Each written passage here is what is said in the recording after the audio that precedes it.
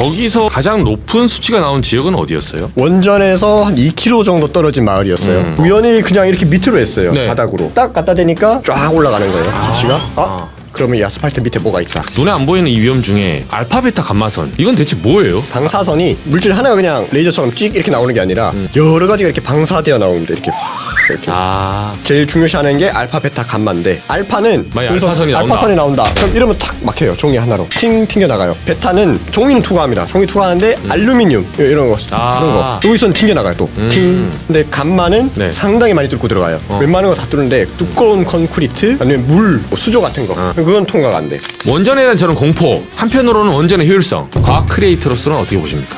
저는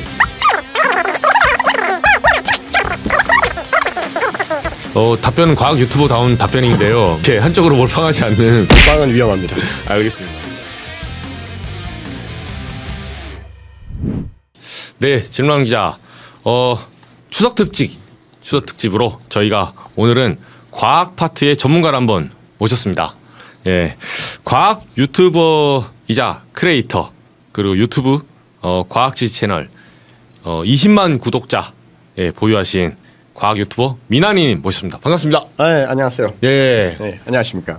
잘 지냈어요? 네, 저는 즐겁게 또 여기저기 돌아다니면서 과학 콘텐츠 어떤 걸 또 유튜브로 시청자분들한테 전해줄 수 있을까 이런 거 고민하면서 지금 또 여기 올 때도 내일 또 뭐 만들지 이런 생각하면서 왔거든요. 그렇죠. 직업병이네요. 그렇죠. 예, 여기 과학 유튜버 지식인 미나니 유튜브 그 채널 이름 그죠? 채널 지금 몇만 20만 명이죠? 지금 정확하게는 19만 7,360명 정도입니다. 19만 7천.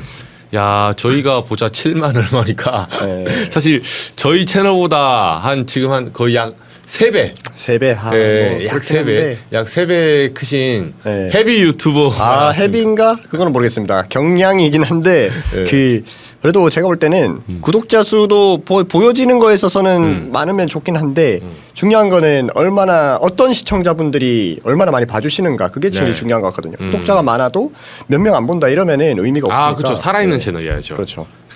아무튼 훌륭하십니다. 제가 이거 뭐 구독자기도 하고 원래 이 과학 꼭 뭐 한 파트를 떠나서 뭐 예를 들면 우주에서 중력이 없는 곳에 꿀은 어떻게 떨어질까 100만 회 나온 뭐 그런 채널도 그거는 정확하게 1000만 회가 나왔습니다. 1000만 죄송합니다. 1000만이군요. 1000만 회. 지식이 미나니에서 가장 많이 나온 영상. 그렇죠. 뭐 꿀은 어떻게 이제 떨어지는가부터 시작해서 뭐 누리호, 그리고 후쿠시마 오염수 뭐 등등 여러 가지 했는데 오늘은 일단 그 채널에서는 일단 자기소개. 자기소개. 미나니. 이게 이제 이름이 민환씨잖아요. 맞아요. 근데 자기소개 뭐 짧게 하나만. 일단은 저는 현장으로 직접 가서 콘텐츠를 만들고 취재를 하고 하는 과학 크리에이터 지식인 미나니라고 하고요.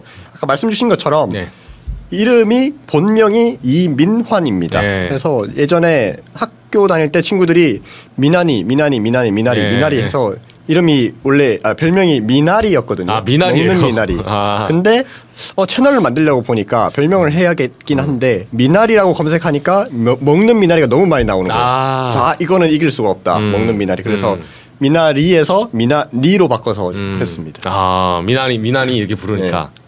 아무튼 지식인 미나니. 사실 오늘 저희가 이제 다룰 게 후쿠시마 오염수. 그러니까 후쿠시마에 다녀오셨어요. 맞아요. 정확히 말하면 오염수라기보다는 이제 후쿠시마 원전. 저게 이제 동일본 대지진이죠. 그렇습니다. 2011년도에 그 이후에 이제 원전에서 예를 들면 저도 이제 저거 취재를 많이 했었는데 원전 이제 비상발전기 일종의 이제 원자로를 좀 식히는 맞아요. 그 발전기가 이제 쓰나미에 고장이 나면서 그 이제 플랜 B, C, D가 있는데 다 이제 그게 먹통이 된 거예요. 맞아요. 그런 바람에 용광로로 보면 이제 원자로에 있는 그 안에 있는 이제 핵이 결국은 3000도씨가 올라가지고 녹았어요. 녹아서 이제 지금 사람도 못 들어가고 그게 지금 이제 바깥으로 뭐 지하수로 나오고 뭐 이렇게 하다 보니까 후쿠시마 원전이 이제 일종의 이제 사고가 났다. 뭐 이런 개념으로 나중에 이제 일본 정부가 2023년에 그걸 결국은 이제 잔해덤이랑 이제 후속 조치하면서 해양 방출을 이제 결정한 거죠. 맞습니다. 근데 이곳에 직접 갔다 오셨다고 7월에. 맞습니다. 7월에 갔다 왔고 처음에는 가게 된 계기는 막 특별한 건 아니었어요. 여기를 막 무조건 지지하자 이렇게 간 건 아니었고 그나마 이게 또 저만 간 게 아니라 지인 과학 크리에이터랑 같이 그러니까요? 한 번에 갔거든요. 합동으로 3분이 가셨어요? 그래서 이제 각자의 아이디어를 가지고 간 건데 처음에 정할 때는 뭐 일단 가까운 곳 먼저 가자. 파일럿 프로그램으로 잘 될지 안 될지 모르니까 가까운 곳 먼저 가는데 가까우면 그나마 괜찮은 데가 일본인데 일본에서 무슨 사고가 있었지 아니면 좀 이슈가 되는 게 뭐지 하니까 바로 떠오른 게 후쿠시마였거든요. 그리고 후쿠시마 또 사고 난 지 15년이 거의 다 됐으니까 그쵸. 반감기도 있고 그러니까 지금 좀 안전하겠지 하면서 이게 큰 그런 생각 없이 시작은 했어요. 큰 생각 없이 그러니까 큰 별로 염려 없이 시작했는데 가 보니까 좀 깜짝깜짝 놀라는 게 있긴 하더라고요. 맞아요. 예. 그때 보니까 벌써 여기 네. 그 계측기를 들고 가셨어요. 보니까. 네. 그러니까 당연히 이제 방진복도 입고 뭐 일반인들이 잘 모를 수 있는데 뭐 방사성 방사는 이게 위험하니까 이 몸에 투과되는 맞아요. 그러니까 이런 천이나 이런 건 투과되는 이제 방사능 오염 이게 있을 수 있어서 네. 저희도 취재 갈 때 이제 그런 조언을 많이 받았거든요. 네네. 일단은 먼저 그 복장 이야기 주셨으니까 그거 먼저 얘기 드리자면 일단 저희가 가기 전에 그 영상에도 제가 안내 문구를 넣긴 했는데 관련 국가기관이랑 그 조언을 듣고 갔어요. 저희도 그냥 가버리면 안 되니까 어떻게 될지 모르니까 그래서 준비를 해서 갔고 또 복장도 그 방진복이기 때문에 신발도 방진 신발 이런 거 다 그렇죠. 장갑도 끼고 갔거든요. 사실 이거는 방사선이 뿜어져 나올 때 방어는 못해요.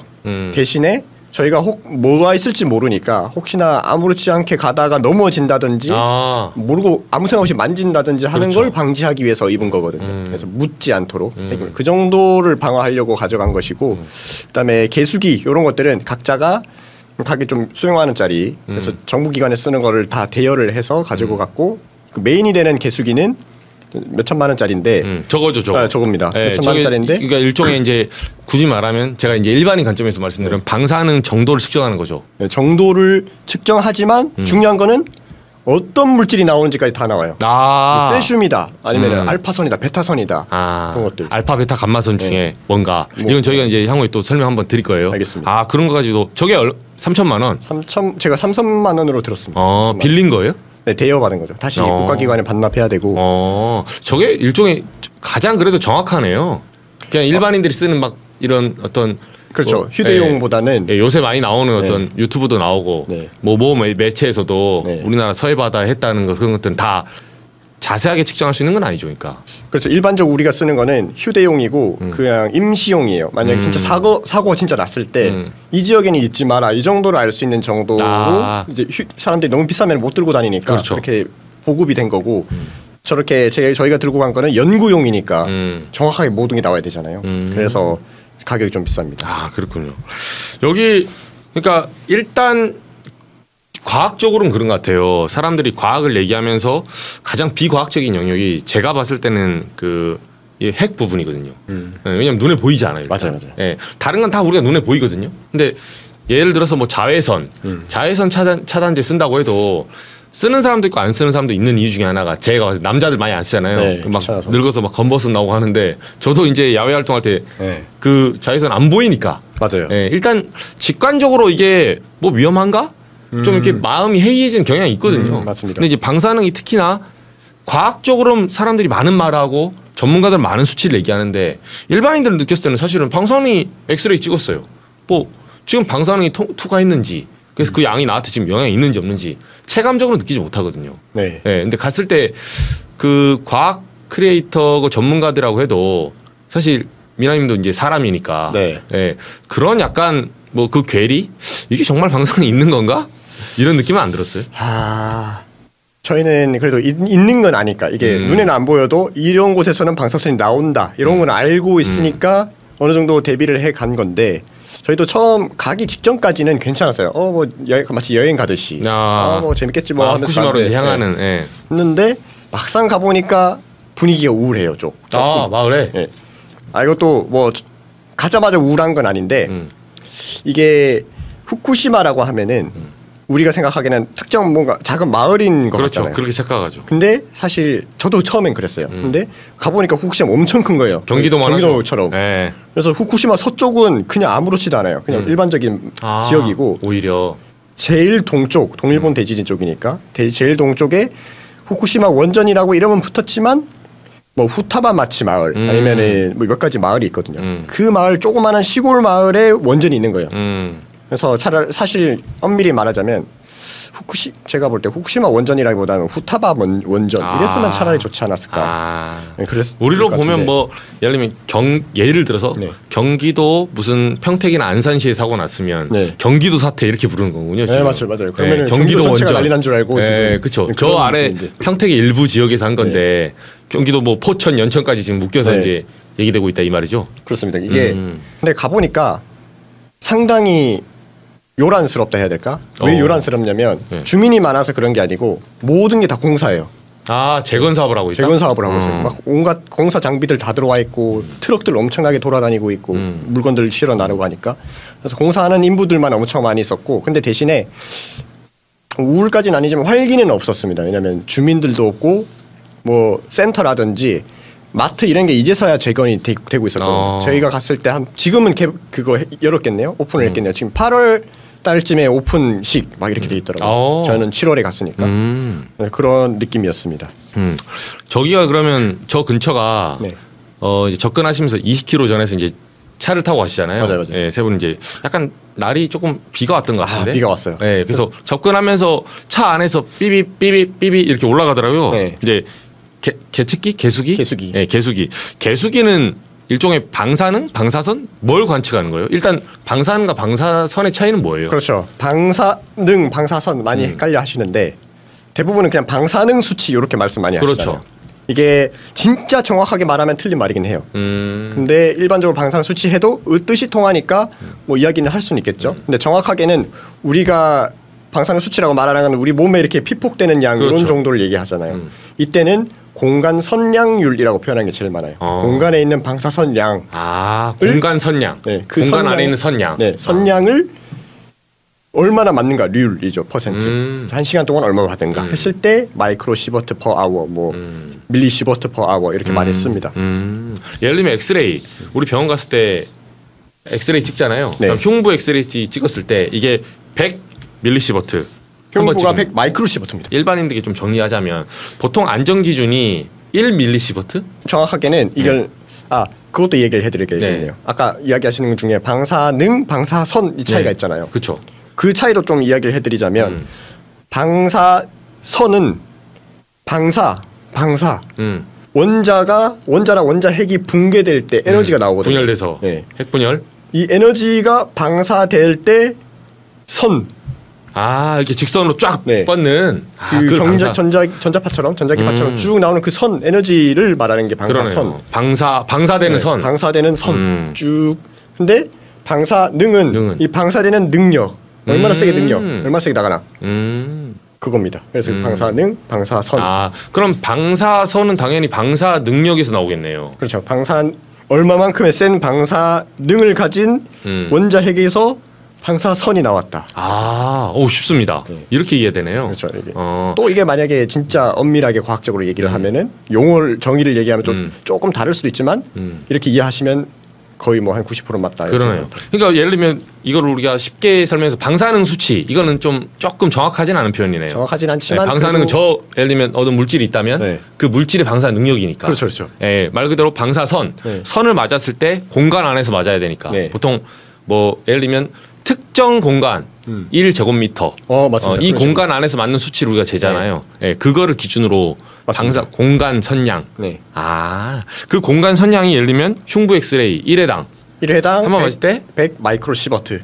100 마이크로시버트. 정확하게 또 헷갈릴 수 있으니까 1 밀리는 1000 마이크로입니다. 그렇죠. 1000. 시버트든 센티미터든 다 그래요. 밀리에서 마이크로로 갈 때는 1000씩. 심플하게 말하면 제가 이제 그러니까 미나님이 설명해준 그 영상을 보고 깨달은 건 뭐냐면 그래서 사람들이 궁금한 건 이거예요. 엑스레이 몇 번 맞아야 돼? 그러니까 몇 번 맞아야 안전한가? 일반인들은 방사능과 방사선도 헷갈리는데 뭐 저 같아도 당장 그래요. 그래서 엑스레이를 한 번 맞으면 1년에 몇 번 정도까지가 한도인가? 그러니까 몇 번 이상 맞아야 위험한가? 이게 궁금하거든요. 이게 의료용 방사선의 허용치 따로 일반 우리가 일상생활을 할 때 1년간 얼마까지는 괜찮은가 요거에 대한 기준치가 따로 이렇게 있거든요. 일반적으로 우리가 일상생활하면서 일반인이 1년에 얼만큼 맞아도 괜찮은가? 이게 1밀리시버트입니다. 밀리. 그러면은 1000 마이크로시버트죠. 의료용은 따로 있긴 하지만 그러니까 일반적으로 그냥 생각했을 때 엑스레이를 한 10번 정도 맞으면은 괜찮은 거예요. 그러니까 1밀리 우리가 1000으로 심플하게 계산할게요. 네. 단위를 통일해서. 네, 1000. 그러니까 그냥 마이크로시버트로. 그러면 1000 마이크로시버트까지가 1년간 네. 1년간 허용되는 의료용. 네. 그러니까 방사선 양인데 그게 흉부 엑스레이 1회당 100이란 거죠. 100. 1밀리시버트 1000 마이크로시버트는 일반적인 상황에서 일상에서 자연 방사선. 근데 의료용은 정제된 거잖아요. 네. 온갖 막 세슘이나 이런 데서 오는 게 아니라 딱 필요한 X선만 착 쏘는 거니까 똑같지는 않습니다. 그 선에 안에 있는 또 이게 뭐가 다르네요, 질이. 네. 그래서 의료용은 따로 있어요. 따로 있고. 네, 기계마다 CT 따로, 엑스레이 따로 막 이렇게 다 있어요. 근데 우리는 막 그렇게 막 하나하나 다 따지고 이렇게 하면은 너무 복잡하니까. 그렇죠. 일단 자연에서 우리는 1년간 1000 마이크로시버트까지 1밀리시버트죠. 까지는 괜찮다. 그래서 뭐 엑스레이 10번 정도 그냥 막연하게 생각하면 10번 정도는 괜찮다. 10번 정도. 그러니까 단순하게 환산하면.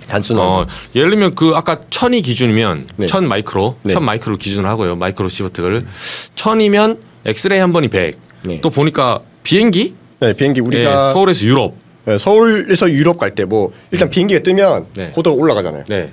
우주랑 가까워지거든요. 그러네요. 우주에서도 방사선이 들어옵니다. 그럼 우리 성층권으로 들어가니까. 네. 근데 일본 갈 때, 유럽 갈 때 고도가 다 다를 거고 네. 시간도 다르잖아요. 근데 일본 우리가 도쿄 갈 때 한 5 마이크로시버트 정도는 받습니다.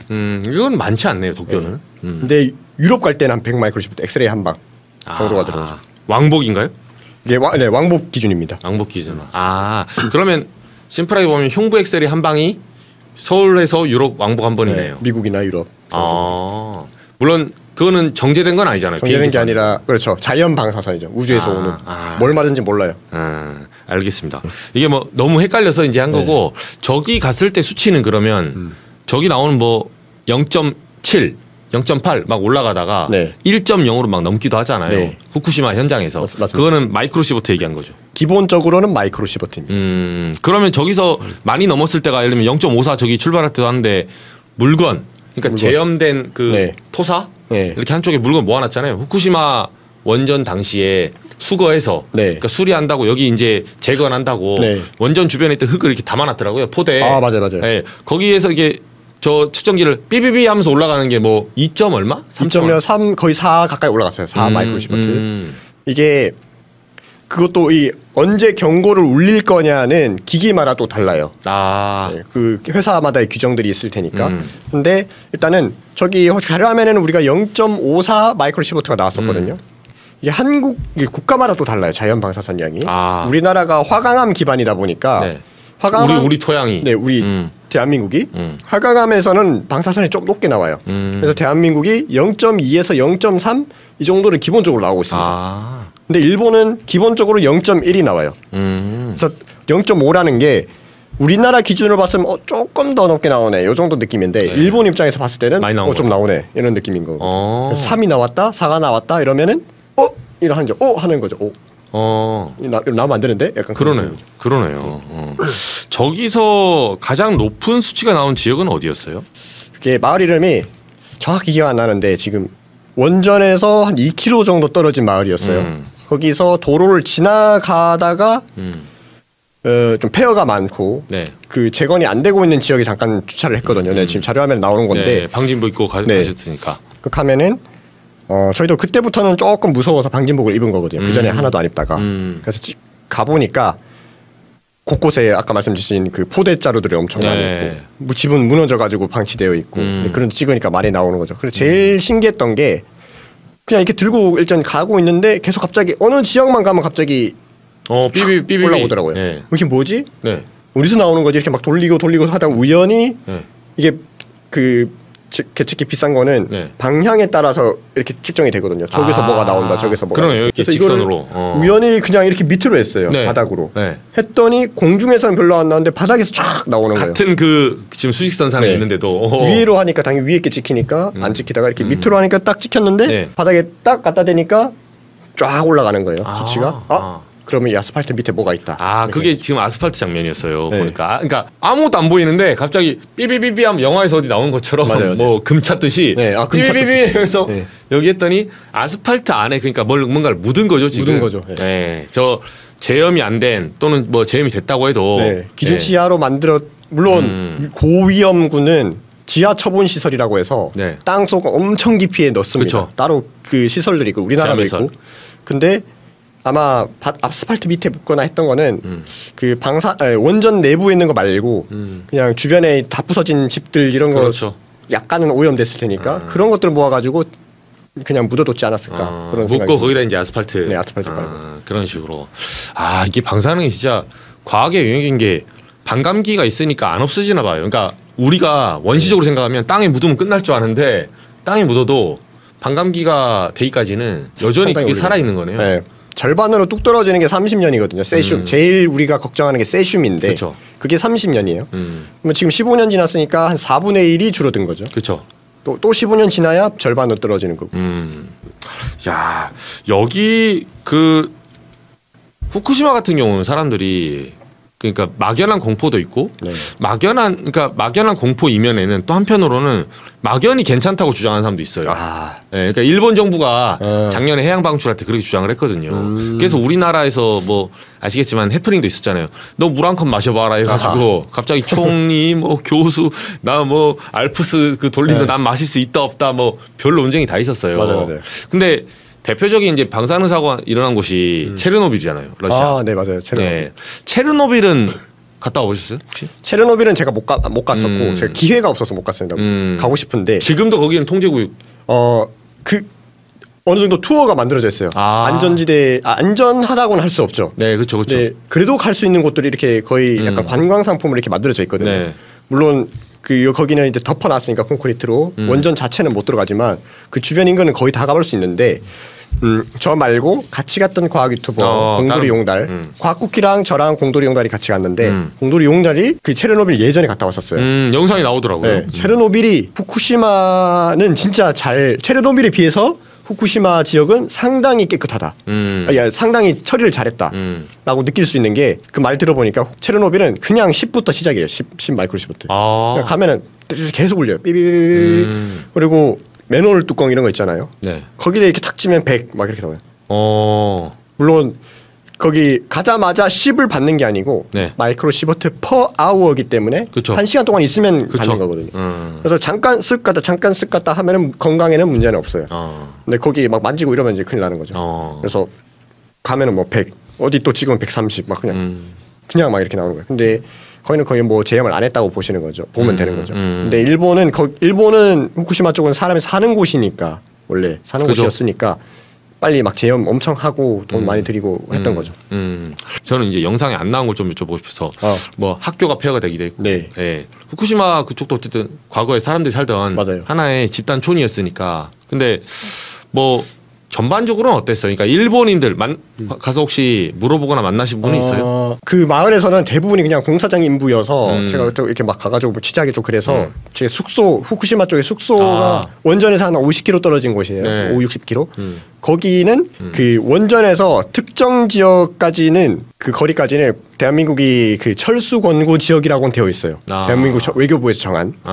그러나 우리나라 외교부에서 거기는 가지 마라 웬만하면. 네, 웬만하면 가지 마라. 금지는 아니에요. 갈 수 있긴 해요. 할 수 있는데 웬만하면 가지 말라. 그러나 그 귀환 곤란 지역은 아예 못 들어가고 그건 일본에서 애초에 막아놨고 귀환 곤란 지역이 해제된 곳은 가볼 수는 있어요. 갔다 다시 나와야죠. 빠르게. 그렇게 해서 숙소는 근데 우리는 거주하는 곳이니까 네. 그 귀환 그 출국 권고 지역 밖에다가 했거든요. 그게 한 50에서 60km 정도 거리 되는 곳이에요. 그래서 거기에서 그 숙소 주인한테는 계속 질문을 했죠. 그때 분위기 어땠나 실제로. 그 뭐래요? 그 자기는 계속 거기 살았는데 2011년도에는 지진이 자기는 TV 이렇게 누워서 TV 보고 있었대요. 네. 근데 지진 탁 나니까 쓰나미 올 때. 네, 집이 덜커덩 이렇게 했대요. 딱 이렇게 표현하시더라고요. 그렇죠. 그래서 했는데 TV에서 뉴스 막 나오고 난리 났는데 그 직원 말로는 숙소 주인 말로는 후쿠시마 원전 사고가 나기 전까지는 그 동네는 촌이지만 부유한 사람들이 많았대요. 어민들. 네. 어민들이라기보다 아니 그 우리도 치면은 거기는 공기업이잖아요. 네. 도쿄전력. 네. 그렇죠. 도쿄전력은 사실 저기 사기업이긴 한데 사기업이지만 우리나라로 치면은 맞아. 막 공기업이 막 있고 그런 느낌이잖아요. 그래서 그죠, 느낌이 그 직원들이 그 주변에 살다 보니까 월급 많이 받는 사람들이 거기 있다 보니까 그러네요. 부유한 지역이 되었는데 젊은이도 좀 많았고 관련 업체들도 엄청 많았고 근데 그게 딱 터지고 나서 다 사라지니까 완전 그 경제가 마비된 거죠, 그 지역 사람. 그러네요. 그런 이야기를 해주셨고 근데 요즘에 재건이 많이 되고 하면서 그 관련 방사선 연구하는 기관들이 많이 나왔대요. 그쪽으로 많이 갔대요. 연구를 하려고. 그러다 보니까 또 젊은 연구자분들도 많이 가고 하면서 조금씩 활기가 살아나고 있긴 하지만 이제 최대한 많이 복귀해줘서 뭐 또 다시 살아났으면 좋겠다 이런 얘기를 하시더라고요. 그리고 또 정부에서 그 내가 복귀하겠다 하면은 일본 정부에서 네. 일본 정부에서 우리가 복귀하겠다 일본인들이 우리가 다시 후쿠시마 쪽으로 복귀하겠다 하면은 정부 지원을 많이 해줘요. 집을 새로 짓게 해준다든지. 그러고 보면 진짜 새 건물 엄청 많거든요. 그 주택 같은 거. 그런 식으로 해서 유도를 많이 하죠. 이게 사실 그 이웃나라 일본에서 일어난 거고 원전 사고는 일어날 수 있는 거군요. 사실은 그러니까 자연재해적으로는 일어날 수 있는 건데 사실 이 부분 가지고 그 우리나라에서 논란이 많았던 거는 작년에 이제 어쨌든 후쿠시마 오염수 해양 방출 문제 때문에 그랬는데 저는 이제 그때 취재를 했을 때 뭐 짤막하게 하나 말씀드리면 궁금한 게 하나예요. 그러니까 교수들도 사실 정파성이 있는 분들이 있거든요. 네, 사실 취재하다 보면 좀 나와요. 근데 이제 진보 보수를 가리지 않고 공통적으로 했던 말은 이거였어요. 이 방식이 여러 가지가 있는데 이제 후쿠시마 원전이 지금 일종의 보면 녹아내렸잖아요. 그래서 거기서 이제 망가진 원자로에서 원자로가 지금 식긴 식었는데 안에서 어떻게 되는지 몰라요 아무도. 그러니까 막 지하수 타고 들어오고 막 이렇게 하니까 이제 물이 오염되겠죠. 그걸 처리하는 방식 크게 세 가지가 있더라고요. 이제 땅에 묻는 거, 지하매설. 저 밑에 땅에 묻어버린 거야. 그럼 이제 못 올라오게 하는 그런 방식이 있고 차폐시켜서. 네. 두 번째가 이제 뭐 수소 방출인가? 어쨌든 공기 중으로 뭐 하는 방식이 있어요. 이걸 처리할 때. 그리고 세 번째가 이제 해양 방출이 있었어요. 대강 제가 봤을 때. 근데 이제 돈으로 따지면 그 땅에 묻는 게 지하매설이 2조 정도 들었거든요. 이제 뭐 공간 설치하고 묻고 뭐 몇 년 동안 관리해야 되고 이 비용. 그리고 해양 방출이 제일 쌌어요. 460억인가 뭐 그랬거든요. 진짜 대강 생각이 나길래 단위가 차이가 많이 났어요. 그래서 해픈투비로 일본이 가장 싼 방식을 선택한 거야. 네. 그래서 과학자들은 뭐라고 하냐면 물론 모든 게 정답은 없지만 안전만 생각한다면 땅에 묻는 게 100%는 아닐지라도 확률적으로 지하매설, 수소 방출, 해양 방출 순서란 거죠. 네, 안전만 생각한다면. 그렇게 하죠. 네, 맞습니다. 네, 뭐 외교적 뭐 또는 땅에 묻었을 때 또 정치적인 논란이 있을 수 있어요. 그러면 일본 쪽에서는 무슨 말이 나왔냐면 야 그럼 우리는 죽으란 거냐. 여기 땅에 묻어가지고 세계인이 땅에 묻었다 해서 안전하고 믿겠냐. 일본에서 월드컵 뭐 올림픽 어떤 국제 행사를 할 수 있겠냐. 땅에 묻고 있는데 아무리 안전하다 해도 사람들은 거기 유럽 사람들이 위험한데? 너는 방사능 땅인데? 이렇게 할 바에 제가 들었던 말은 모 학자는 그렇게 얘기하더라고요. 그래서 n분의 1로 n빵으로 해양 방출시키면 위험을 분산해서 n분의 1로 위험을 부담하는 거다. 해양 방출은. 뭐 이런 것도 있었거든요. 뭐 모든 걸 정치 하시는 분들하고 과학자들 다 모여가지고 해서 내린 결론이겠지만 제가 직접 취재를 한 게 아니라서 잘 생각인지 모르겠지만 이게 뭐 맞다 말할 수가 없어요. 그렇죠. 이게 수십 년 뒤에 일어날 일들이니까 이게 수십 년 뒤에 아무 일이 없을 수도 있는 거고 무슨 일이 있을 수도 있는 거고 이건 지금으로서는 뭔가 알 수 없지만 최근에 제가 대한민국에도 CURT라고 해서 KURT라고 해서 지하 처분 연구 시설이 있거든요. 그렇군요. 우리나라도 먼 미래에 우리도 원자력 많이 쓰고 있으니까 그렇죠. 방사능 폐기물들은 항상 나온단 말이죠. 그게 고준위도 있고 저준위도 있는데 고준위 위험한 것들은 땅속 엄청 깊이 수천 미터 지금 아직 우리는 깊이 100m에서 연구를 하고 있지만 뭐 1km 막 이렇게 내려가가지고 하는 걸 계획하고 있거든요. 강원도 쪽인가 어딘가 지금 계획은 하고 있는데 각국에서 다 준비 중이에요. 실제로 이게 제대로 된 게 설치된 국가는 없습니다. 근데 이게 유럽에서 핀란드 쪽인가 거기서 하나를 지금 곧 개통하거든요. 열거든요.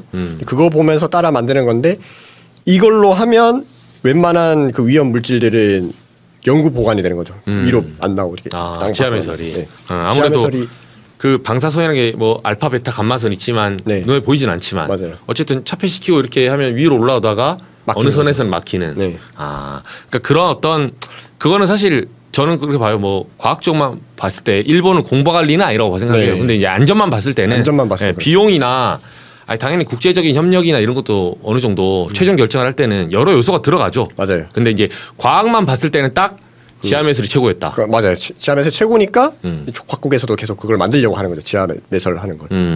그 얘기 나왔으니까요. 눈에 안 보이는 이 위험 중에 알파, 베타, 감마선. 네. 이건 대체 뭐예요? 방사선이 하나만 나오는 게 아닙니다. 방사선이 물질 하나가 그냥 레이저처럼 찍 이렇게 나오는 게 아니라 여러 가지가 이렇게 방사되어 나옵니다. 이렇게 이렇게. 그 선도 여러 개군요. 네, 종류가 여러 가지죠. 그 중에서 우리가 크게 말하는 거 알파, 베타, 감마가 있고, 그다음에 뭐 X선 뭐 이런 것들 막 나오는데 제일 중요시하는 게 알파, 베타, 감마인데 알파는 그냥 종이겠네요. 네, 종이. 여기서 이렇게 나온다. 알파선이 나온다. 알파선이 나온다. 네. 그럼 이러면 탁 막혀요. 종이 하나로. 약하네요. 네, 튕겨 나가요. 근데 베타는 눈에 보이지 않지만. 네, 보이지 않지만 베타는 조금 종이는 투과합니다. 종이 투과하는데 알루미늄 이런 거 이런 거 여기선 튕겨 나가요 또. 근데 감마는 네. 상당히 많이 뚫고 들어가요. 알루미늄도 뚫어요. 다 뚫고 웬만한 거 다 뚫는데 두꺼운 콘크리트 아니면 물 이렇게 좀 그냥 중간에 물을 담아놓고. 네, 물 근데 좀 그렇죠. 이렇게 수조를 얇은 물링 말고 수조 같은 거. 네. 그건 통과가 안 돼요. 그래서 그 체르노빌 막을 때도 콘크리트 들이부은 거고 맞아요. 막으려고. 우주선도 나중에는 우주 방사선 이런 거 막으려고 우주선 외벽에다가 이렇게 물 탱크처럼 이렇게 설치할까 이런 연구도 막 있어요. 우주 방사선 막기 위해서. 뭐 그렇게 되고 있습니다. 그래서 우리 원전 지을 때 보면 뭐 영화 속 보면 이렇게 원전 안에 핵폐기물 뭐 한다고 했을 때 네. 이 콘크리트 하고 뭐 장갑 썼던 거 일단은 그 드럼통 맞아요. 네, 드럼통 하나 쓰고 뭐 콘크리트 또 이게 치고 또 치고 또 치고 해서 맞아요. 삼중 막 거리를 만드는 거네요.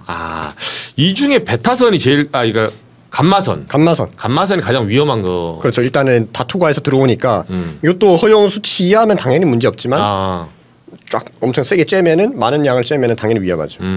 가져가신 저 3천만 원짜리 저 개수기에서는 감마선도 잡혔습니까? 감마선 나오죠. 감마선 다 나오고 주로 감마선을 찍죠. 왜냐하면 알파 베타는 이미 오다가 차단되니까 주로 감마선이 중요한 거죠. 알파 베타선도 찍으면 찍힙니다. 근데 대부분 차단되죠. 후쿠시마 갔을 때는 잡혀요? 감마선도? 이 잡히는 거는 다 감마선이라 보시면 돼요. 오히려? 네, 다 토거돼서 들어온 거니까. 알파 베타는 차단이 됐고 근데 보시면은 제가 뒤에 잘 안 보이긴 한데 바닷물이 이렇게 보이죠. 네, 바닷물. 혹시나 해서 바다 쪽으로 이렇게 탁 쬐고 있었거든요. 네. 오염수 뿌리고 하니까. 근데 저런 기계들 우리가 들고 찍는 거 아니면 그 TV에서 유튜버들이 지금 많이 들고 다니는 그런 거는 그 바다에서 나오는 걸 못 찍습니다. 측정이 안 됩니다. 그 기계로는. 왜냐하면 아까 제가 감마도 물을 못 뚫는다 했잖아요. 그러네요. 그러니까 바다를 뚫고 나오는 거는 완전 표면에 뭐가 둥둥 떠다니는 거면 찍힐 수 있어요. 근데 물 속에 조금이나 들어가면 아무것도 안 나옵니다. 바깥에서는 아무것도 못 찍습니다. 그럼 정확하게 하려면 바닷물은 오염이 됐는지 보려면 물을 떠서 측정을 해야 되겠네요. 떠서 한 50리터, 100리터 이렇게 떠가요. 특정 지역의 거를. 떠서 그거를 나비나 콘크리트로 차폐된 연구시설로 가져간 다음에 농축해요. 엄청나게 농축을 합니다. 진짜 조그맣게 농축을 해서 그 안에 뭐가 있나 이렇게 보는 거거든요. 그거를 계속 하고 있죠. 우리나라도 주변에 많이 하고 있고 우리나라 동해 서해 이렇게 우리는 동쪽에 저기 있죠. 동해 쪽에 원자력 발전소 그렇죠. 원전들이 주로 있죠. 우리도 그 측정 계속 해요. 이게 혹시나 뭐 빠져나갔을까 하고 일본은 지금 더더욱 하고 있는 거고. 그래서 가져가서 해보면은 대부분 일단 우리나라는 안전한 우리나라 것들은 딱히 뭐 나오는 게 없는 거죠. 우리나라에서. 근데 최근에 왜냐면 서해 몇 달 전에 계속 뭐 나왔잖아요. 이제 음모론처럼 뭐 처음에는 그걸 뭐 취재한 뭐 매체도 있었어요. 근데 보니까 말씀 들어보니까 그 간이 측정기 들고 와서 막 갯벌에서 뭐 얼마 나온다 하던데 우리 뭐 시청자들 분들에게는 좀 어떠세요? 그 채널에도 댓글이 달렸더라고요. 서해안 왜 가달라. 조사 안 하냐 이런 식으로. 서해안 한번 가봐달라. 네, 저도 가고 싶습니다. 측정도 해보고 싶고. 근데 방식이 다르기 때문에 제가 할 수 있는 게 없습니다. 방식이 다르다? 네, 측정 방식, 조사 방식이.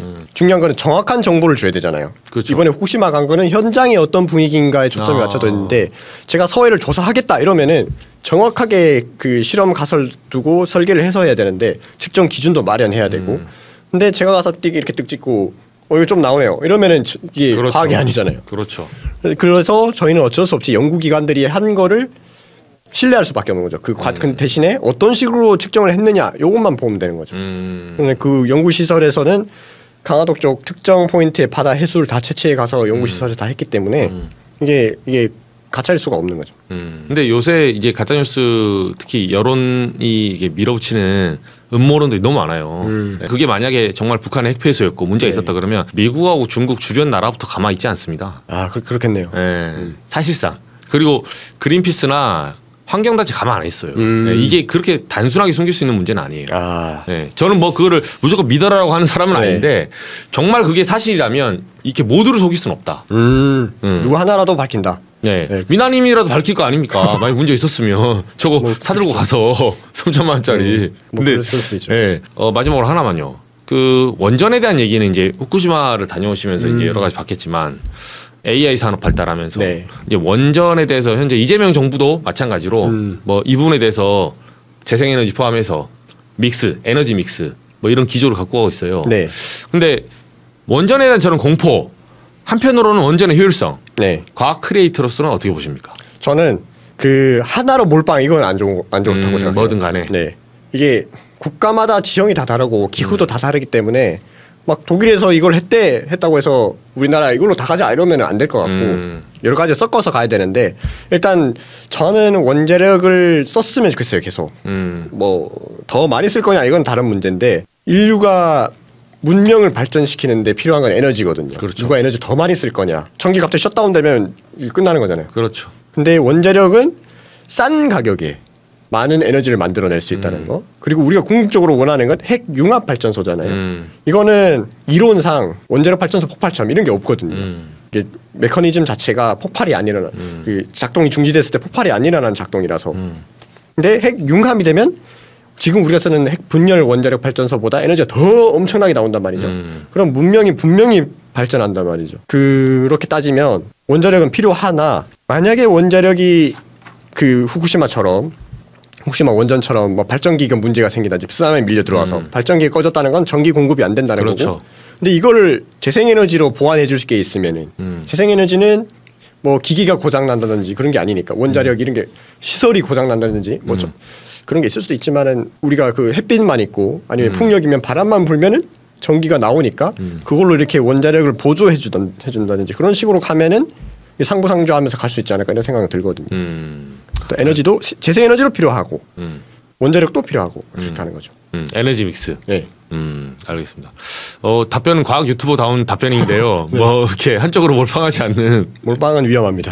알겠습니다. 분산 투자. 그 이번에 이제 갔다 오신 다음에 마지막으로 최근에 좀 계획은 뭐 갖고 계세요? 그러니까 아직 현장으로 어디 현장을? 다 같이 가는 프로젝트에서는 지금 아직 뭐 여러 가지 이야기를 하고 있는데 이번엔 좀 먼 곳을 가보자. 사고가 아니라 좀 더 자연 환경이라든지 이런 쪽으로 가보자 이런 이야기가 나오고 있고 저는 지금은 앞으로 또 누리호 발사 예정이잖아요. 그렇죠. 11월인가요? 맞아. 11월 말쯤. 그 누리호 관련된 건 취재 준비를 하고 있고 그다음에 최근에는 국립생태원하고 여러 가지 협업을 하고 있는데 우리나라 저수지 이전에 찍은 거는 산을 연구원이랑 산 타면서 어떤 생물들이 똥을 많이 쌌을까 이런 거. 그런 거 지금 찾는 거 했었고. 오, 재밌네요.